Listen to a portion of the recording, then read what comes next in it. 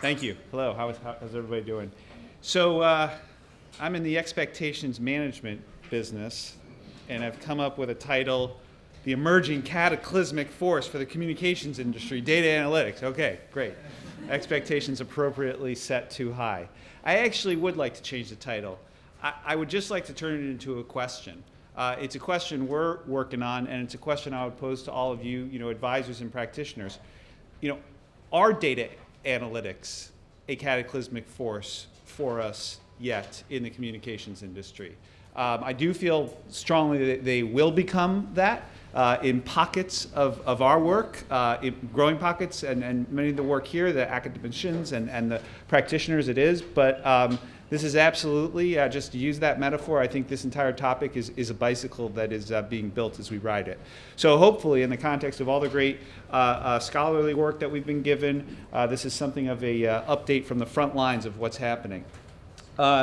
In terms of what I really want to try to achieve here in the next 34 minutes, I want to look, and we were just talking about this, actually, analytics, yes, understand, important, out there, a buzzword, a piece of jargon, and something important to our lives. But I think about it in two ways.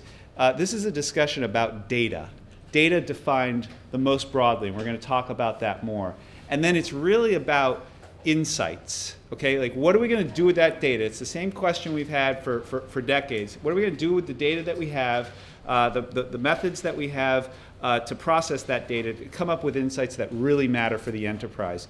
Analytics, if you think about data and insights as sort of two train cars, I think analytics is really kind of like the coupler, right, that's connecting the car. It's using technology. And right, don't get me wrong, if you're on the Metro liner, you want a really good coupler on that train. But that's kind of the way I think about it. The other thing that I hope that we can do is, in going through some of the work we're doing, some of the theory and observations we've had, reflect a little bit on ourselves as practitioners, whether we are outside advisors or trusted internal advisors. I'll throw out a couple of things that I've got on my mind as a practitioner. Have we as a set been late in upskilling ourselves in this area? Real broadly, right? I mean, data and analytics on the sort of marketing side of the house, there's been a lot of work and a lot of insight and tools and technologies and commercial applications. Are we a little bit slow to the game here? I ask with all due respect. The other thing is that do we, and this is true of everybody again, do we get sort of fixated on the data sets, and sort of, oh my gosh, let's cleanse that data and things like that, and do we really ask ourselves, and so what's the insight that we can find? What are we looking for? Do we start, is the starting point the data set, or is the starting point some of the hypotheses that we have that are going to be relevant to our business, and then let's go figure out what data can help us get insights that help us with those hypotheses. We think that probably where things are going is, from this idea of just harnessing big data to really blending little and big data, blending a lot of different data sets. That's going to be important, really important. So for example, an FT article, that's a piece of data. An FT headline, a tweet is a piece of data. They're both important. They could have importance to the organization, but they are not equally important. And so as you blend data, just like in a recipe, you're going to want to do proper measurement and proper weighting. And the way that's going to happen is to bring research methods and social science rigor to what we're doing. So we've got to have that kind of data science expertise and capability, but we've got to combine it with research science. So that's one thing we see places going.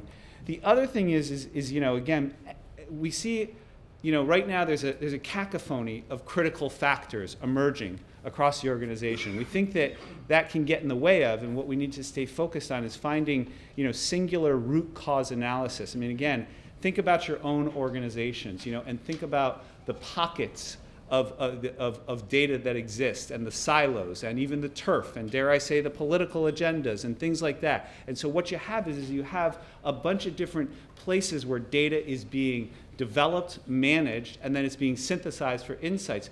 but is it being sort of brought together in a holistic way, again, thinking about it from the C-suite perspective, for the CEO, for the organization and the enterprise to make, to make decisions. For example, if you're a large multinational corporation, consumer packaged goods corporation, and you got a problem in China, you got a problem with customer complaints, do you have a product development problem?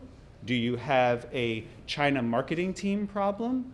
Do you have a global customer service problem? It's sort of like the old joke. If you pose that single question, what's my problem in China, you're going to get 3 data-supported answers if you're kind of like, relying on a bottom-up perspective of this. And so again, we have to figure out how to elevate that, how to have the C-suite able to gather data. So that's kind of our feeling about data.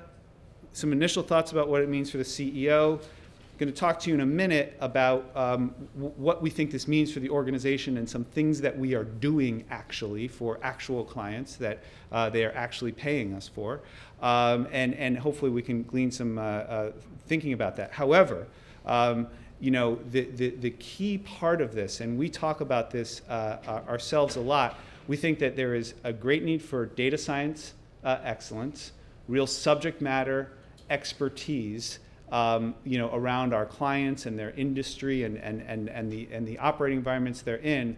But in order to take all of that and to have unbelievably bulletproof insights that you can stand in front of a CEO, walk into a board meeting with, the design of how we really research this and come out with these insights requires real research methodologies, unbelievable social science rigor.